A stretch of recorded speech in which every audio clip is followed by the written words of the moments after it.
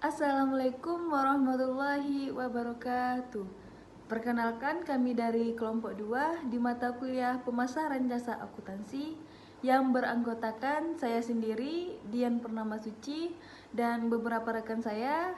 Ada Habibah Misna, Muhammad Ilham Udayana, Mutia Febrina, Sarah Karina Putri, Wifayatul Amani, dan Yosa Febriwan. Baiklah, presentasi kali ini kami akan membahas mengenai komunikasi pemasaran terintegrasi. Komunikasi pemasaran adalah sarana di mana suatu perusahaan berusaha untuk menginformasikan, membujuk, dan mengingatkan konsumen secara langsung maupun tidak langsung tentang produk dan merek yang mereka jual. Selain itu, komunikasi pemasaran adalah sebuah konsep manajemen yang mendesain seluruh aspek komunikasi pemasaran, baik itu iklan, promosi penjualan, penjualan langsung, maupun marketing public relation, yang bekerja sama sebagai kekuatan gabungan untuk mencapai tujuan tertentu. Karena bukan sekadar komunikasi biasa, maka komunikasi pemasaran harus memiliki beberapa karakter, yaitu yang pertama adalah mempengaruhi perilaku, yang kedua berawal dari calon pelanggan, yang ketiga memanfaatkan seluruh bentuk dan media komunikasi, yang keempat menciptakan sinergi, dan yang kelima menjalin hubungan. Baiklah, untuk penjelasan selanjutnya akan dijelaskan oleh rekan saya, Habibah Misna. Terima kasih. Tujuan komunikasi pemasaran. Komunikasi pemasaran mempunyai tujuan yang sangat penting bagi perusahaan untuk melakukan pencitraan atau image atas suatu merek tertentu. Selain itu, dengan komunikasi pemasaran dapat mengembangkan kesadaran konsumen terhadap produk atau jasa yang dihasilkan perusahaan, sehingga konsumen mengenal produk atau jasa yang ditawarkan. Pengertian komunikasi terintegrasi. Komunikasi pemasaran terintegrasi atau Integrated Marketing Communication, singkatnya IMC, adalah proses pengembangan dan implementasi berbagai bentuk program komunikasi persuasif kepada pelanggan dan calon pelanggan secara berkelanjutan. Tujuan komunikasi pemasaran terintegrasi atau Integrated Marketing Communication, disingkat IMC, adalah mempengaruhi atau memberikan efek langsung kepada perilaku khalayak sasaran yang dimilikinya. Baiklah, saya akan menjelaskan materi selanjutnya, yaitu mengenai ciri-ciri komunikasi pemasaran terintegrasi. Yang pertama itu mempengaruhi perilaku. Nah, tujuan komunikasi pemasaran terintegrasi atau Integrated Marketing Communication atau yang singkat AMC adalah mempengaruhi khalayak sasarannya. Yang kedua, berawal dari pelanggan dan calon pelanggan atau prospek. Prosesnya diawali dari pelanggan atau calon pelanggan, kemudian berbalik kepada komunikator merek untuk menentukan metode yang paling tepat dan efektif dalam mengembangkan program komunikasi persuasif. Selanjutnya, menggunakan satu atau segala cara untuk melakukan kontak, yaitu komunikasi pemasaran terintegrasi menggunakan seluruh bentuk komunikasi dan seluruh kontak yang berhubungan merek atau perusahaan dengan pelanggan mereka sebagai jalur penyampai pesan yang potensial. Yang keempat, berusaha menciptakan sinergi, yaitu semua elemen komunikasi berupa iklan, tempat pembelian, promosi penjualan, event, dan lain-lain harus berbicara dengan satu suara, yaitu koordinasi merupakan hal yang amat penting untuk menghasilkan citra merek yang kuat dan utuh, serta dapat membuat konsumen melakukan aksi pembelian. Yang kelima, menjalin hubungan. Karakteristik komunikasi pemasaran terintegrasi atau EMC yang kelima adalah kepercayaan bahwa komunikasi pemasaran yang sukses membutuhkan terjalinnya hubungan antara merek dengan pelanggannya itu sendiri. Selanjutnya akan dijelaskan oleh Mutia. Assalamualaikum warahmatullahi wabarakatuh. Saya Mutia Febrina akan melanjutkan presentasi dari teman saya Ilham, yaitu mengetahui langkah pengembangan promosi dan komunikasi yang efektif. Mengetahui langkah pengembangan promosi dan komunikasi yang efektif, yang pertama, mengidentifikasi audiens sasaran. Dalam tahap ini, perusahaan jasa menentukan audiens sasarannya yang merupakan individu dan perorangan atau kelompok masyarakat. Kedua, menentukan tujuan komunikasi. Setelah mengetahui audiens sasaran dan ciri-cirinya, kemudian tanggapan yang dikehendaki dapat ditentukan. 3. Merancang pesan. Kemudian perusahaan harus menyusun pesan yang efektif. Idealnya satu pesan harus mampu memberikan perhatian, menarik, membangkitkan keinginan, dan menghasilkan tindakan. 4. Menyeleksi saluran komunikasi. Perusahaan yang harus menyeleksi saluran komunikasi yang efisien untuk membawakan pesan yang berupa komunikasi personal atau non-personal. 5. Menetapkan jumlah anggaran promosi. Penentuan jenis media promosi yang akan digunakan bergantung pada anggaran yang tersedia. Apabila bertoleransi pada pencapaian sasaran promosi yang akan dicapai, maka sebesar itulah anggaran yang sebaiknya harus disediakan. 6. Menentukan bauran promosi. Menentukan jenis alat komunikasi biasanya melalui periklanan, penjualan perseorangan, promosi penjualan, atau humas. 7. Mengukur hasil promosi. Setelah melaksanakan rencana promosi, perusahaan harus mengukur dampaknya pada audiens sasaran. Apakah mereka mengenal atau mengingat pesan yang diberikan? Berapa kali mereka melihat pesan tersebut? Serta bagaimana sikap mereka terhadap produk atau jasa tersebut, dan seterusnya. 8. Mengelola dan mengkoordinasi proses komunikasi. Karena jangkauan komunikasi yang luas dari alat dan pesan komunikasi yang tersedia untuk mencapai audiens sasaran, alat dan pesan komunikasi perlu dikoordinasikan. Jika tidak, pesan itu akan lesu pada saat produk tersedia, ataupun pesan kurang konsisten atau tidak efektif lagi. Selanjutnya akan dilanjutkan oleh teman saya, Sarah.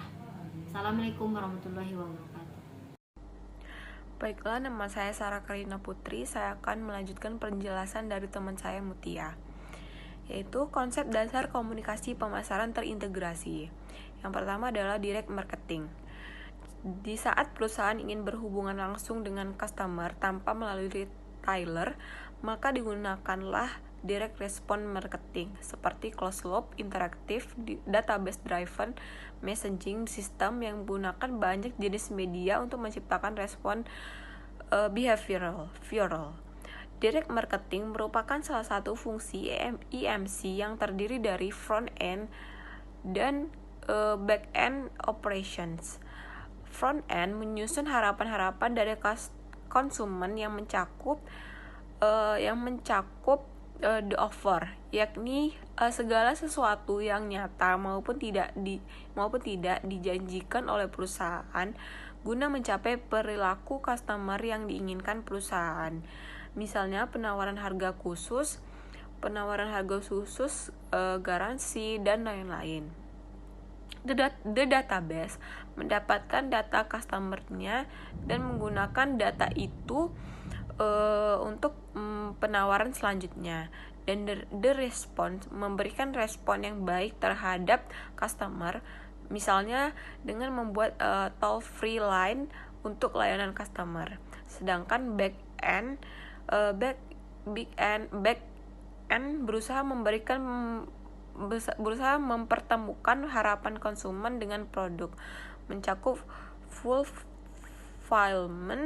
yakni membuat produk atau informasi yang diminta oleh konsumen cocok, efektif, dan tepat waktu. Yang kedua adalah sales promotion. Sales promotion merupakan istilah singkat dari penawaran nilai tambah yang dirancang untuk menggerakkan dan mempercepat respon dari customer. Contoh dari nilai tambah itu sendiri adalah kesempatan untuk memenangkan hadiah, potongan harga seperti diskon 20%, sale 50% off, dan sebagainya.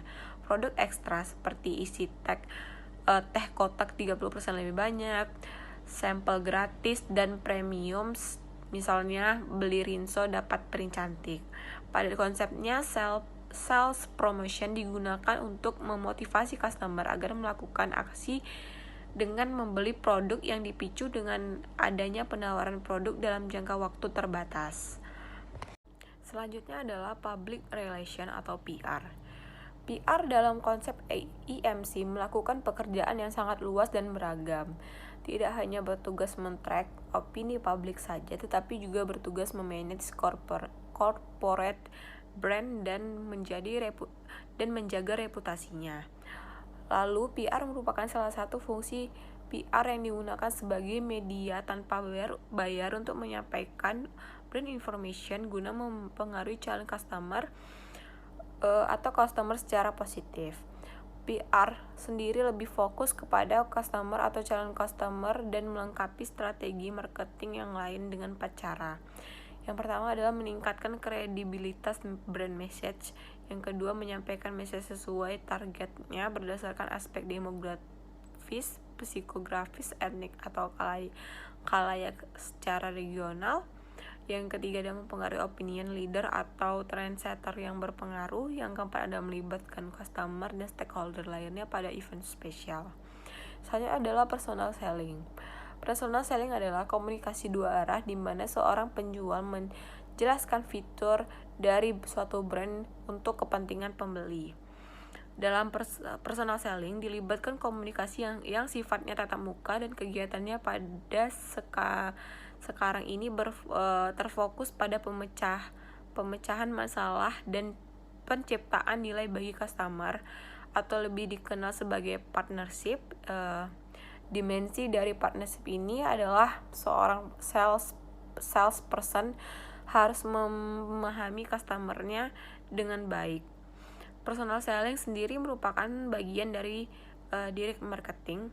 Namun perbedaan dasarnya adalah dalam personal selling, perusahaan yang dijembatani salesperson berinteraksi secara tatap muka dengan customer. Baiklah, saya Dian Purnamasuci akan melanjutkan penjelasan dari rekan saya, yaitu Sarah Karina Putri. Yang selanjutnya yaitu advertising.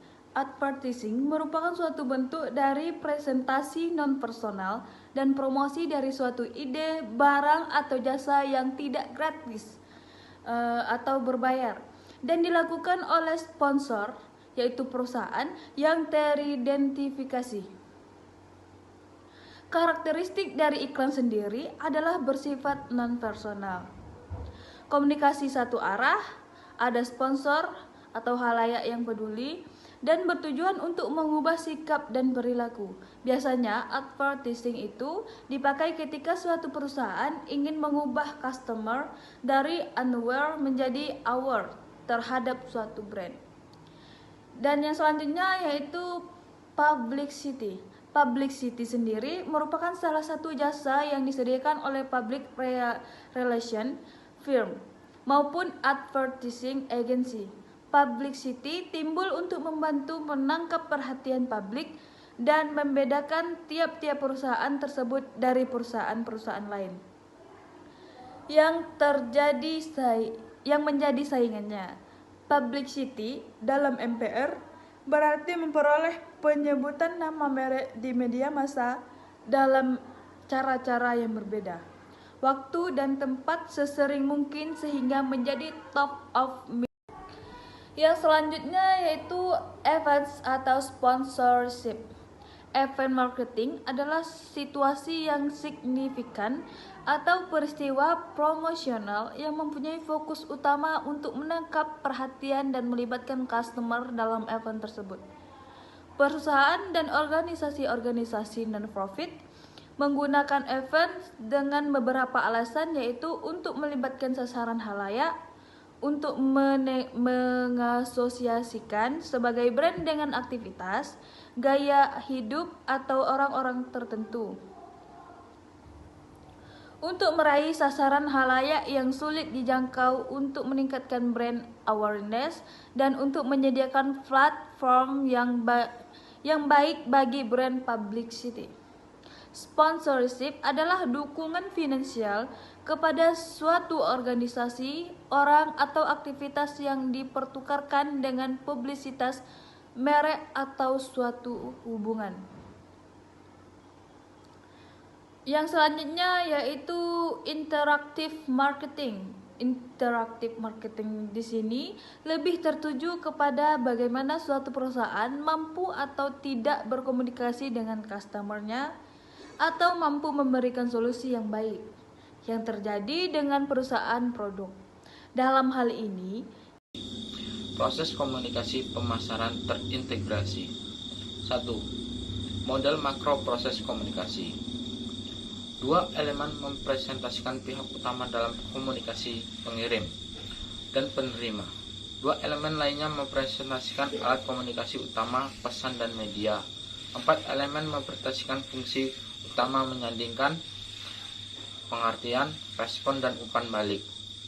Elemen terakhir adalah gangguan pesan yang akan diserang yang dapat mengganggu komunikasi yang dimaksud. Model ini dapat menekan faktor-faktor kunci dalam komunikasi efektif. Pengirim harus tahu target pasar seperti apa yang ingin dijangkau dan respon apa yang ingin didapatkan. Pengirim harus menyandingkan pesan mereka sehingga pemirsa sasaran dapat mengartikan. Pengirim harus menyalurkan pesan melalui media yang menjangkau pemirsa sasaran dan mengembangkan saluran umpan balik untuk mengganti respon. 2. Model mikroproses komunikasi. Model ini menekan faktor-faktor kunci dalam komunikasi efektif. Semua model ini mengasumsikan bahwa pembeli melewati tahap kognitif, afektif, dan perilaku dalam urutan tersebut. Bauran komunikasi pemasaran atau strategi komunikasi pemasaran jasa. Bauran komunikasi pemasaran jasa terdiri dari 8 model komunikasi utama. 1. Iklan. Semua bentuk berbayar dari presentasi, non-personal dan promosi ide barang atau jasa sponsor yang jelas. 2. Promosi. Berbagai insentif jangka pendek untuk mendorong percobaan atau pembeli produk atau jasa. 3. Acara dan pengalaman. Kegiatan dan program yang disponsori perusahaan yang dirancang untuk menciptakan interaksi dengan merek tertentu guna mempromosikan jasa. Yang keempat, hubungan masyarakat dan publisitas. Beragam program yang dirancang untuk mempromosikan atau melindungi citra perusahaan atau jasa yang ditawarkan. 5. Pemasaran langsung. Penggunaan surat, telepon, media sosial untuk berkomunikasi secara langsung dengan atau meminta respon atau dialog dari pelanggan dan prospek tertentu. 6. Pemasaran interaktif. Kegiatan dan program online yang dirancang untuk melibatkan pelanggan atau prospek yang secara langsung atau tidak langsung meningkatkan kesadaran, memperbaiki citra, atau menciptakan penjualan produk atau jasa. Yang ketujuh, pemasaran dari mulut ke mulut. Komunikasi lisan, tertulis, dan elektronik antar masyarakat yang berhubungan dengan keunggulan atau pengalaman membeli atau menggunakan produk atau jasa. Yang kedelapan, penjualan personal. Interaksi tatap muka dengan satu atau lebih pembeli prospektif untuk tujuan melakukan presentasi terhadap jasa yang ditawarkan. Terima kasih. Assalamualaikum warahmatullahi wabarakatuh. Baiklah, itulah tadi penjelasan dari kami kelompok 2 di mata kuliah pemasaran jasa akuntansi tentang komunikasi pemasaran terintegrasi. Kami undur diri dan mohon maaf apabila terdapat kesalahan. Dan saya Dian Suci dan rekan-rekan saya undur diri dan saya akhiri wabillahi taufik wa hidayah. Assalamualaikum warahmatullahi wabarakatuh.